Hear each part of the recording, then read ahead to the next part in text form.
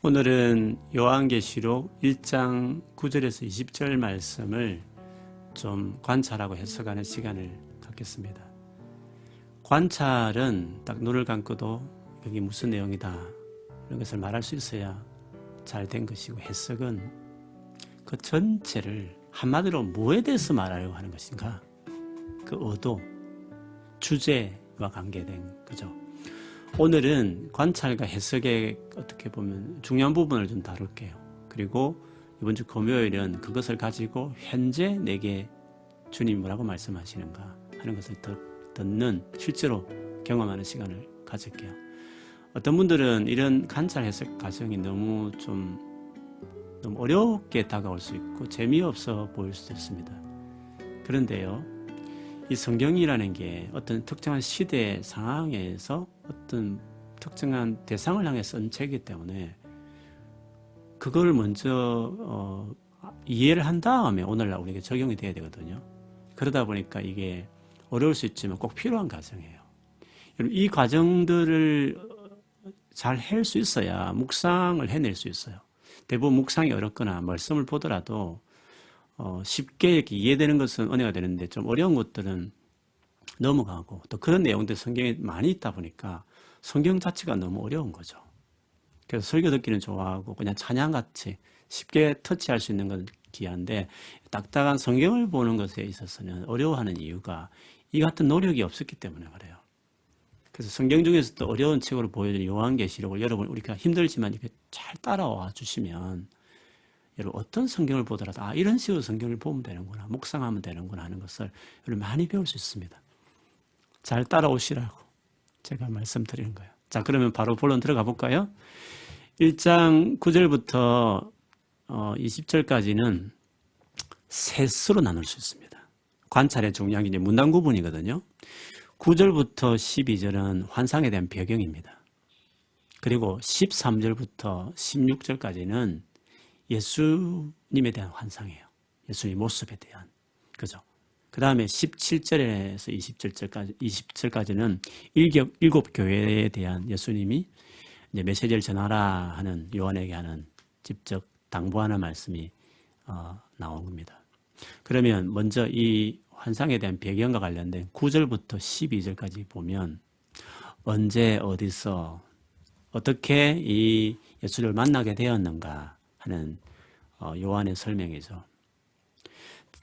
요한이 지금 현재 9절에 보면 밤모섬에 있었다고 그랬습니다.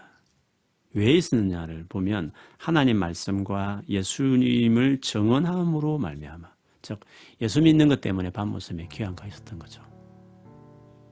근데 이런 자기 자신을 소개하기를 나는 너희 형제다. 아주 본질적인 관계죠. 우리는 다 형제입니다. 그런데 예수의 환란이라는 것은 예수님 때문에 당하는 환란입니다.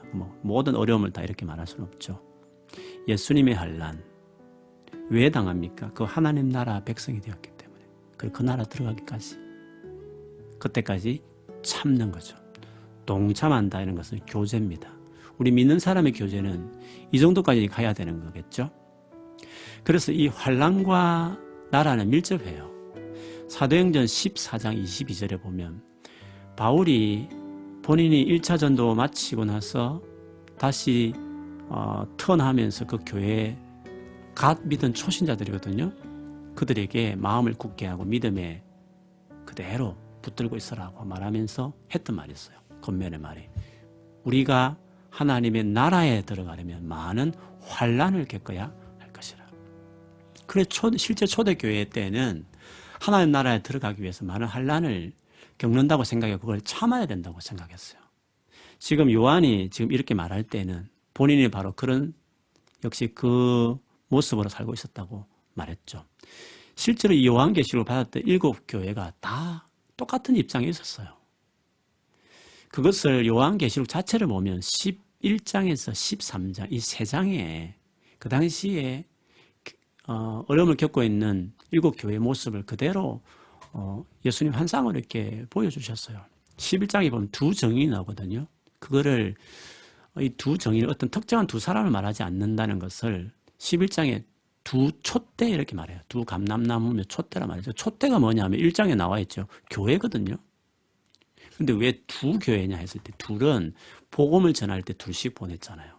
그래서 이 두 정의는 이 세상에서 복음을 전하는, 증거하는 것을 이렇게 설명한 겁니다. 거기 보면 환난을 당하죠.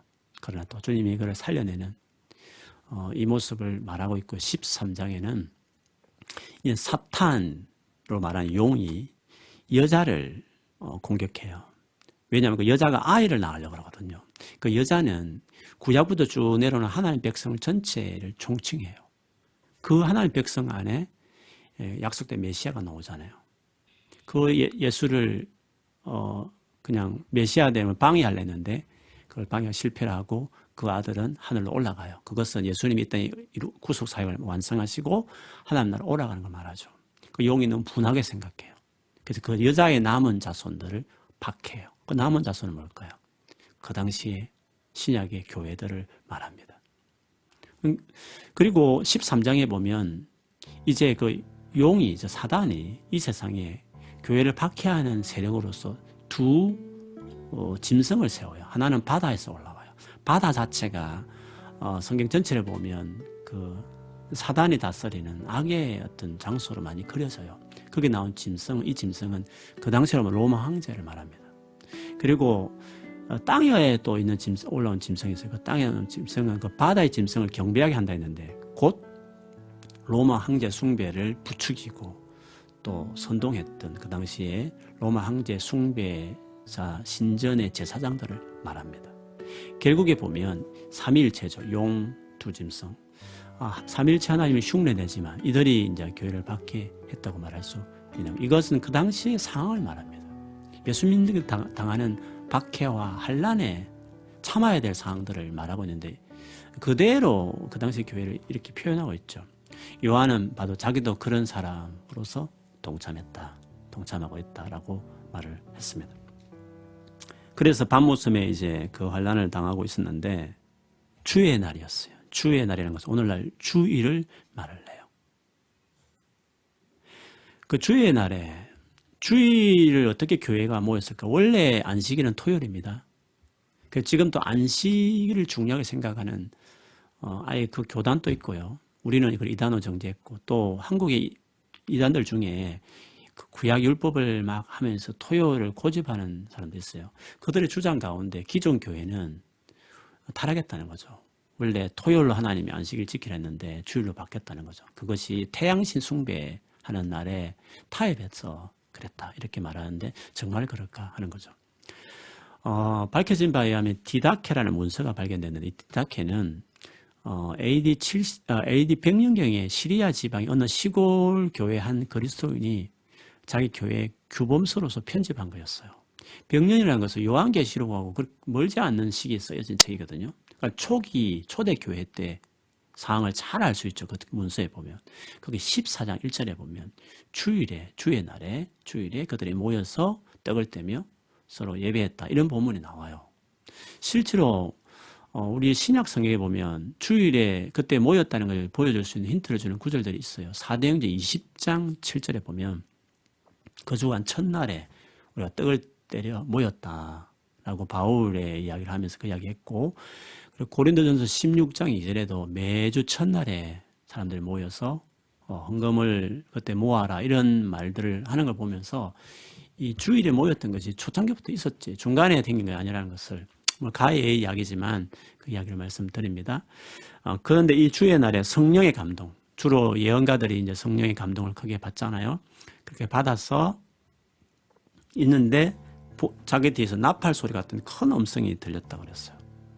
음성이 들리기를 내가 보는 것을 두루마리에 써서, 그 편지죠. 편지를 써서 두루마리에 써서 에베소로부터 해서 쭉 7교회에 보내라 이렇게 말했어요. 이 보는 것이라는 이거 단어가 이제 계속 반복되는데 이 보는 것은 사실 요한계시록이 다 보여지는 픽처들이 많잖아요.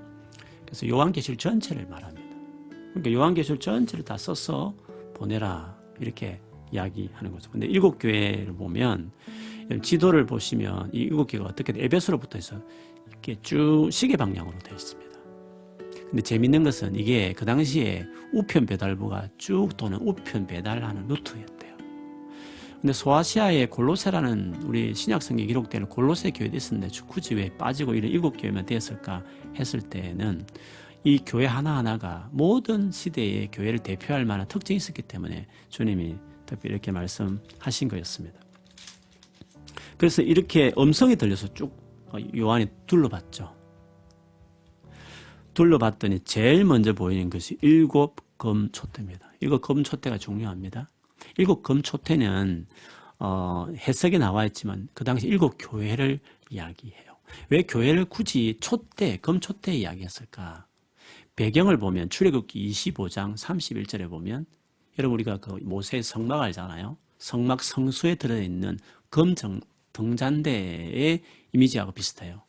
그 스가랴서 4장에도 보면 2절에 거기 보면 두 감람 사이에 기름이 나와서 기름에 의해서 이렇게 계속 밝히고 있는 순금 등잔대가 나옵니다. 이것이 이제 배경인데 그래서 요한계시록은 구약의 백그라운드를 많이 가지고 있습니다. 그래서 요한계시록 해석할 때 항상 구약의 예언서들을 같이 보면 이해하기 도움되는 거죠. 다른 점이 있다면 구약의 등잔대는 하나였습니다. 근데 여기는 7개 금 등잔대가 있는 거죠. 그 복수형으로 가는 게 맞습니다. 왜 교회를 금 등잔대 했을까? 그 여러분 한번 생각을 해보세요.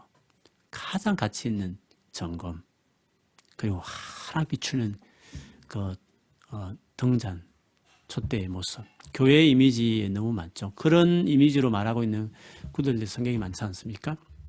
그건 여러분 묵상거리로 드릴게요.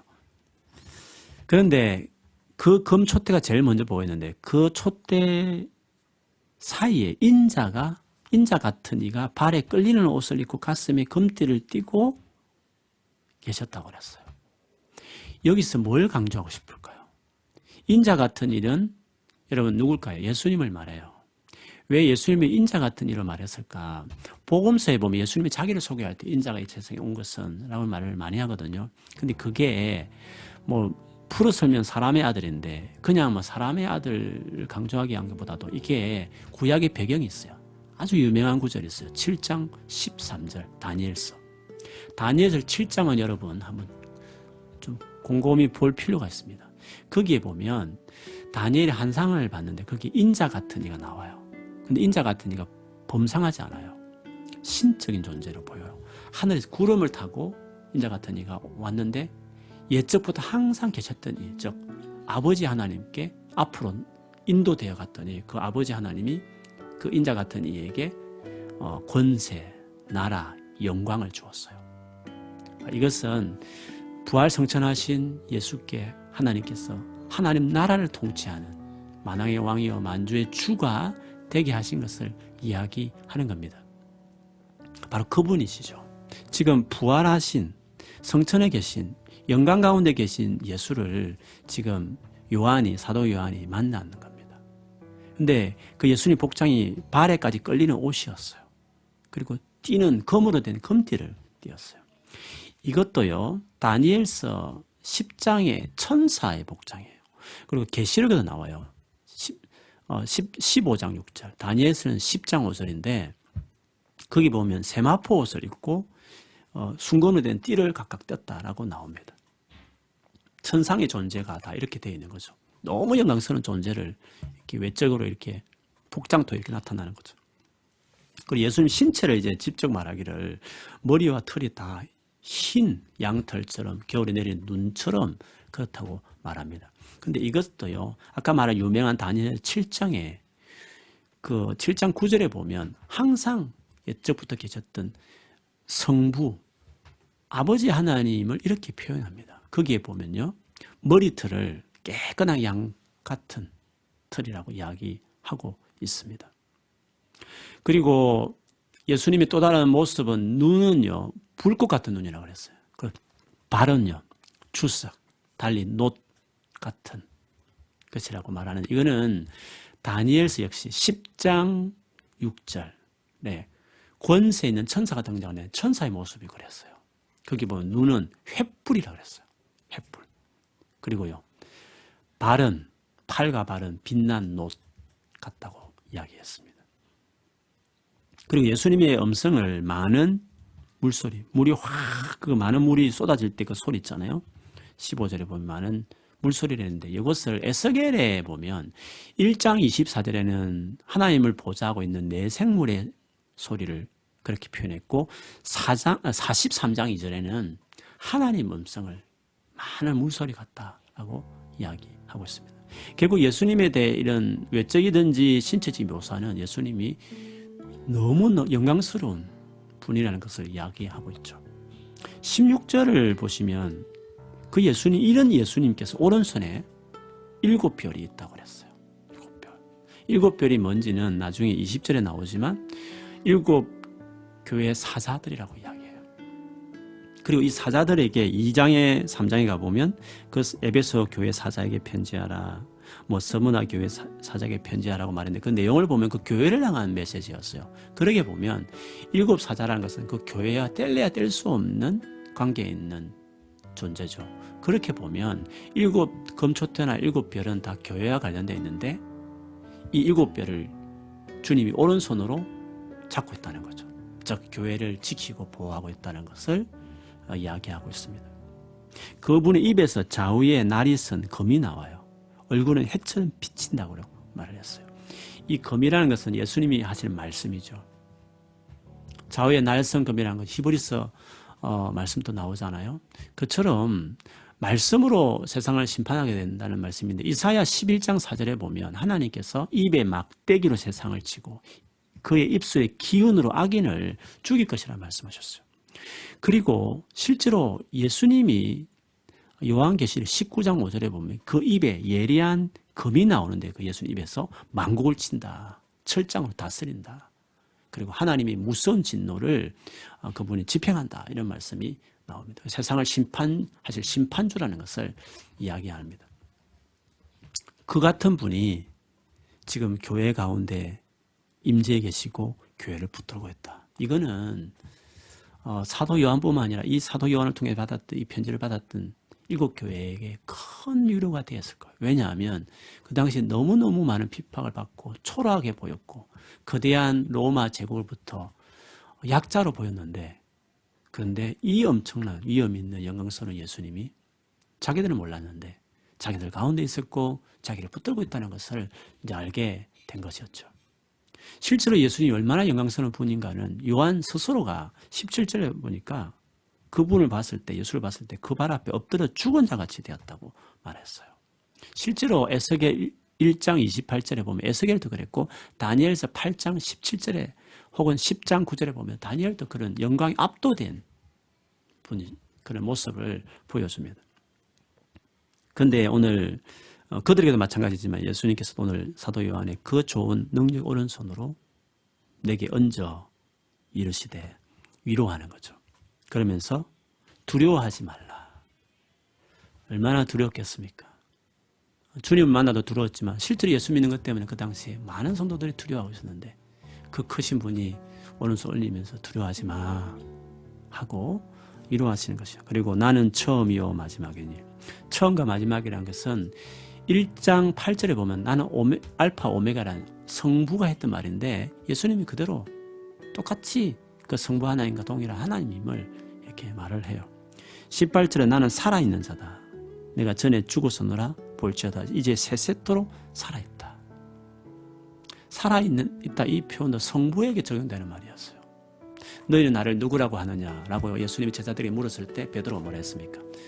주는 그리스도시요 살아계신 하나님, 살아계신 하나님의 아들이다. 그래서 하나님은 언제나 살아있다는 표현을 썼는데 예수님이 그 말을 그대로 쓰고 있어요. 더구나 예수님이 자기 소개 끝에 보면 사망과 음부의 열쇠를 가졌다. 여러분 우리 집의 열쇠는 누가 가지고 있습니까? 그 집의 주인들이 가지고 있는 거예요. 사망과 음부의 주권자다. 음부는 죽은 사람이 가는 곳입니다. 물론 구약과 신약의 좀 의미가 조금 달라지는 게 있어요. 구약엔 악인들인데 의인들이 다 가는 곳으로 하여튼 죽는 사람이 다 가는 곳이지만 신약에 왔을 때는 특히 악인과 믿지 않은 사람들이 가는 장소로 이제 중간기를 거치면서 바뀌게 돼요. 그래서 여러분 잘 아는 부자와 거지 나사로 비유를 보면 그 부자는 지옥에 갔는데 그 지옥을 그리려면 엄부라고 고통 중에 나올 수 없는 엄부로 그리고 있죠. 어쨌든 예수님은 자연이든지 초자연이든지 죽음의 모든 권세를 다 가지고 계신 분이라는 것을 말해 그 크신 분께서 요한에게 이제 명령해요. 19절에 그러므로 내가 본 것과 지금 있는 일과 장차 될 일을 기록하라. 본 것, 지금 있는 일, 장차 될 일. 이 세 가지 나오는 이거는 예언서에 혹은 이 요한 시대에 그 유대인들이 쓸 때 이 세 개를 시리즈처럼 쓰는 것을 마치 절개했어요.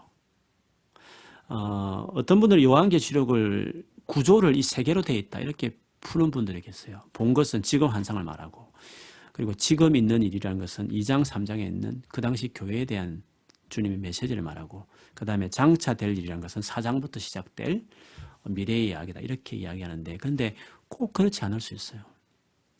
왜냐하면 아까 말한 그 계시록 11장부터 13장까지 장차 있을 일이 아니야. 그 당시에 지금 그 당시 교회들이 겪고 있는 일이었거든요. 4장 5장 같은 거는 성부 성자인데 그거는 영원 전부터 있었던 그분들의 모습이잖아요. 그렇기 때문에 이것이 구조라고 보기보다는 사실은 요한계시록 전체를 표현하는 그냥 세 개 흔히 쓰는 기법 세 가지를 이렇게 표현했다고 보는 게 맞아요. 왜냐하면 요한계시록에 현재 일도 있었고 미래일도 있었으니까 그거를 딱 이 구조화로 자를 수 없는 거죠.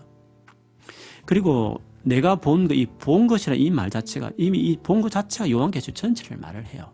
그래서 제가 이번 연구할 때 신학자는 이렇게 이야기했어요. 그 원어를 분석하면서 이렇게 쉽게 설명하더라고요. 내가 본 것, 즉 본 것을 좀 풀어선다면 지금의 일과 장차 될 일이라는 거죠. 이건 예언서에 주로 많이 나와요. 예언 자체가 그 당대 사람을 하는 말이라 했잖아요. 그리고 미래에 대한 말을 포함하고 있는 것이죠. 그리고 본 것이라는 것이 요한계시록 1장 2절에 요한이 내가 본 것을 다 정언했다. 이 본 것이라는 건 단순히 1장 이야기만 아니잖아요. 요한계시록 전체에 대한 서문을 말할 때 이거 본 것이라는 것은 요한계시록 전체를 다 말하는 것이어야 되는 것이니까 그래서 이 본 것은 요한계시록 전체를 말해요. 그리고 11절에도 내가 보는 것을 둘만에 써서 교회 다 보내라고 했으니까 이 보는 것이 단순히 1장만 말하지 않겠죠. 7교회 보낸 것이 2장 3장도 나오고 뒤에다 다 나오는 것이니까. 그래서 본 것이 전체 그것을 풀어 설면 지금 있는 일, 장래일 이렇게 보는 것이 맞아요. 그러면 오늘 우리가 읽었던 이 9절부터 20절까지의 제일 중요한 내용이 뭘까 하는 거죠. 그거는 여러분 20절이에요. 20절의 말씀을 보세요. 예수님이 요한에게 하는 말이죠. 내가 본 것은 내 오른손의 7별의 비밀과 또 7검 촛대라. 7별은 7교회의 사자요 7촛대는 7교회니라. 왜 요한이 본 게 많은데 예수님이 요한에게 말을 할 때는 7별과 7검 촛대에 대한 이야기만 하셨어요. 물론 여기 좀 해석하기 어려운 것이 7별에 대한 겁니다. 7별을 7사자라고 말했는데 이 사자를 천사거든요. 천사란 말이 요한계시록에 77회가 나와요. 그 중에 68회는 다 천상의 존재를 지칭해요. 근데 그렇게 보기에는 이 천사가 좀 해석하기 어려운 게 있어요. 왜냐하면 천사에 요한이 편지를 쓴다는 게 이상하잖아요. 실제로 2장 3장에 보면 에베소 교회에 천사에게 편지하라. 예수님 그런 말씀을 하세요. 그래서 뒤에 나오는 많은 천사들과 좀 다르다는 의미를 보여줘요. 그렇다고 해서 이 천사를 많은 분들이 또 교회 지도자들이다. 혹은 그 교회에 보낸 사도 요한으로부터 이 편지를 가지고 갔던 메신저들이다. 이렇게 보기도 좀 어려운 게 있어요. 왜냐하면 요한계시록의 통일성을 또 깨트린 것도 있고 그리고 메신저가 그 교회의 책임자는 아니거든요. 그런데 요한은 너희들에게 잘못했다면서 책망도 하고 회개하라고 말하는데 그 메신저가 뭐 그런 자격이 있나요? 심부름꾼이 지나지 않는 사람들인데 그래서 사람으로 보기도 그렇고 진짜 천사로 보기도 그렇고 이게 해석하기 이제 어려운 거죠. 그런데 우리가 이런 정황이 있을 때 그럼 어떻게 보느냐 했을 때 그걸 디테일 들어가 보면 정답이 찾기 어려운 부분이에요. 근데 그냥 1장, 2장을 보면 명확한 건 있어요. 1장 11절에 보면 처음에 음성으로 먼저 들렸을 때 주님 말씀하시기를 7교회에 두루마리를 써서 보내라 했기 때문에 주체가 교회였던 게 분명해요. 그리고 7 사자에게 편지하라 했기 때문에 이 사자도 교회라는 것을 11절에 의하면 그렇게 볼 수 있어요. 근데 왜 교회라는 7 촛대가 있는데 불구하고 왜 또 별을 굳이 말을 했을까? 이 부분이 또 충돌할 수 있는 의문이 있는 건 맞아요. 그래서 뭔가 구별은 짓되 그러나 확실한 것은 이 별도 교회와 뗄래야 뗄 수 없는 어떤 그 당시 교회를 의미하고 있는 어떤 다른 의미로 표현한 것이라고 우리가 볼 수 있는 거죠. 어떤 분들은 교회를 지키는 천사들일 것을 이렇게 해서 말한 것도 있어. 참 생각들이 많이 있겠죠. 이 구절을 통해서. 그러나 그런 여러 가지 견해보다도 더 중요한 것은 이것은 교회와 뗄려없는 그 교회 자체를 봐도 가언이 않을 만큼 그 교회를 향하는 것이라는 것은 분명하다는 거죠. 중요한 건 그거예요.